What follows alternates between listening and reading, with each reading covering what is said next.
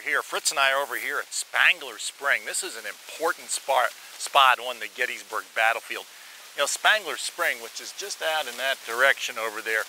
Now today there's like a little humpy monument over there, but at the time of the Battle of Gettysburg, there was a spring of water. The fresh water came right out of the ground. And the story that they tell, that the soldiers told after the battle, was that they would come here to this spring to quench their thirst.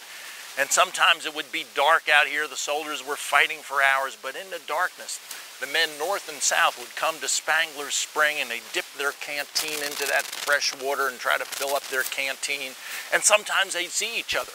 A northern soldier would see a southern soldier here while they were trying to get some water.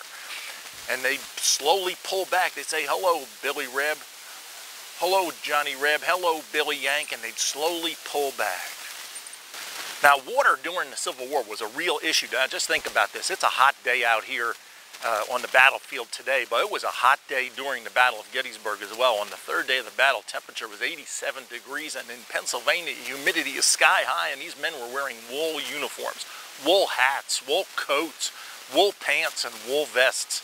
So they were really hot out here. You know, it's kind of funny, even after the battle was over, there were a lot of dead soldiers here, and sometimes the way they would identify the dead soldiers is they'd look at their underwear. You know, northern soldiers had wool underwear, right? And southern soldiers had cotton underwear. So if you couldn't tell who the soldier was when they were killed out here, sometimes that's what you had to do. Now, water was a real issue here on those hot days, particularly with these men wearing wool uniforms, so they'd come to Spangler Spring to get some water.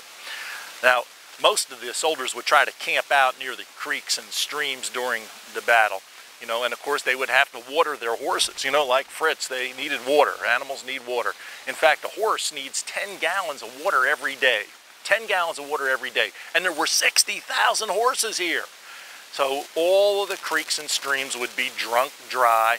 All the wells would be drunk dry. And sometimes they would even take dead bodies and dump them into the wells so the men they would pollute the wells, and then the enemy could not drink the water. So water was a real issue, and sometimes these soldiers would attack without any water in their canteens. And the other reason you need water is not only to hydrate yourself, but to cool your rifle barrel, because when it starts getting hot out here, those rifle barrels can jam up if you don't cool them with a little water. Now, here's what happens here on the second day of the battle.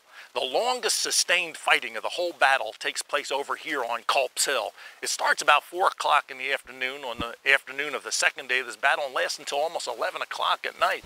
And then the battle starts again on the third day of the battle at 5 a.m. in the morning and lasts until 11 o'clock that morning. So you're talking about long, long hours of sustained combat as Confederate soldiers attack right up this hill, hour after hour after hour, firing walls of bullets, walls of flame right up the hill. Meanwhile, the Union Army's on top of the hill. There were over 1 million bullets fired on Culps Hill, over 1 million. In fact, some of these trees were stripped of their bark. The bullets would hit them, the bark would fly in every direction. They were stripped of their bark up to a height of 20 feet. And most of the trees on Culps Hill died later of lead poisoning, if you can believe that. So there were a lot of bullets fired here. Now, right about here is where some soldiers from Maryland fought. Now, some of these soldiers fought for the Southern Army. You know, Maryland was a border state, and they sent men to both the Southern Army and to the Northern Army. So some of these Maryland soldiers from the state of Maryland, which is only 10 miles from here, would attack up this hill.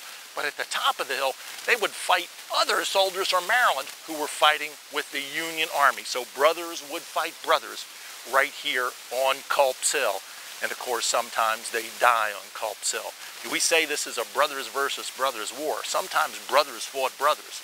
Men from Maryland fought other men from Maryland. Sometimes fathers fought sons.